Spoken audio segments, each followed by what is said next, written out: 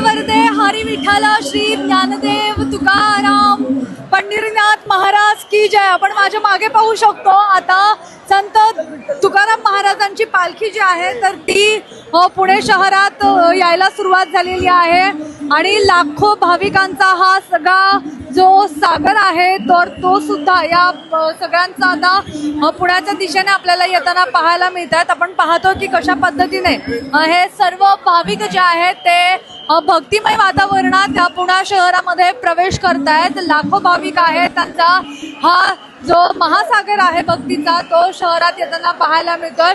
जवळपास 4 ते 5 तासांची वाट बघितल्यानंतर आता ही जगद्गुरु संत तुकाराम महाराज यांची पालखी पुण्याच्या दिशेने येताना दिसतेय। महत्त्वाचे बरेच टप्पे असतात ते पार करत ही पालखी पंढरपूरकडे जाते आणि पंढरपूरकडे जात असताना महत्त्वाचा एक टप्पा मानला जातो तो म्हणजे पुणे शहराचा। पुण्यातून सुद्धा अशाच पद्धतीने 2 दिवस या ठिकाणी पालखी विसाव्यासाठी थांबते आणि त्यानंतर ही पालखी पुढे पंढरपूरकडे प्रस्थान ठेवते। हे अतिशय आपल्या डोळ्यांचा पारणं फेडणारं दृश्य आपण बघतोय। जगद्गुरु संत ज्ञानेश्वर संत तुकाराम महाराज यांची पालखी आपल्याला समोर पाहायला मिळते आणि कशा पद्धतीने पालखीचं हे स्वागत केलं जात आहे हे आपण बघतोय।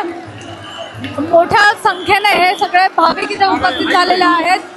याचा डोळा संपूर्ण जो सोहळा आहे तो पाहण्यासाठी सर्वांनी गर्दी केलेली आहे। माऊलींच्या ज्या पादुका आहेत तुकाराम महाराजांच्या ज्या पादुका आहेत पालखीतल्या तर या पादुकांना एकदा स्पर्श व्हावा आणि आपल्याला माऊलींचा आशीर्वाद मिळावा यासाठी ही सगळी गर्दी पाहायला मिळते। ही पालखी जेव्हा पुढे सरकेल तेव्हा लगेचच मागणं संत ज्ञानेश्वर महाराजांची पालखी सुद्धा याच दिशेने पुढे जाणार आहे।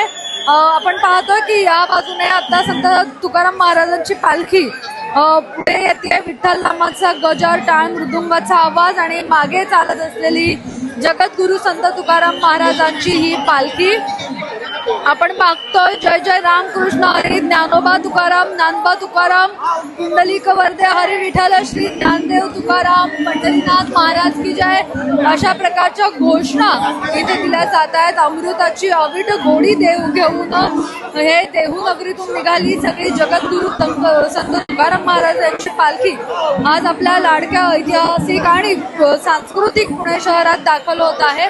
माझ्या मागे ही सगळी तुम्ही जी दृश्य बघताय हा अथांग जनसागर, निळं पांढरं वादळ जे आहे हे भगवं पांढरं वादळ जे आहे तर ते जणू आता या सगळ्या पुणे शहरामध्ये दाखल होतीये। वर्षाचे 365 धावणारं घड्याळाच्या काट्यावर चालणारं पुणं शहर आज या पालखीच्या स्वागतासाठी मात्र इथे थांबलेलं आहे, नतमस्तक होताना पाहायला मिळत आहे।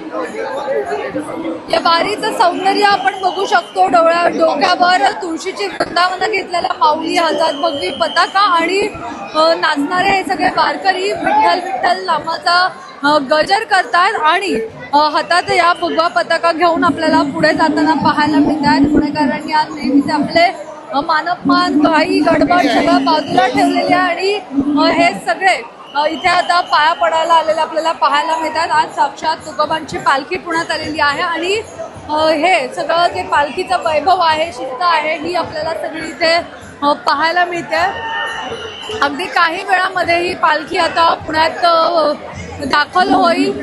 ही संत तुकाराम महाराजांची पालखी ही निवडुंगा विठोबा मंदिरामध्ये जाते आणि तिथे 2 दिवस विसावा घेते। तर संत ज्ञानेश्वर महाराजांची पालखी ही पालखी विठोबा मंदिर जे आहे पुण्यातलं तर त्या ठिकाणी जाते, तिथे विसावा घेते आणि त्यापूर्वीची ही सगळी जी हे आहे तर ती दृश्य आपण पाहतो कशा पद्धतीने हे सगळे लोक आहेत तर ते या संपूर्ण दिशेने पुण्याकडे प्रस्थान ठेवतात, पुण्याच्या दिशेने निघालेले आहेत आणि एकूणच हा सगळं जे दृश्य आहे तर ते आपल्या डोळ्यांमध्ये भरून घेण्यासाठी हे सगळे ते भाविक आहेत तर ते इथे आपल्याला पाहायला मिळतात.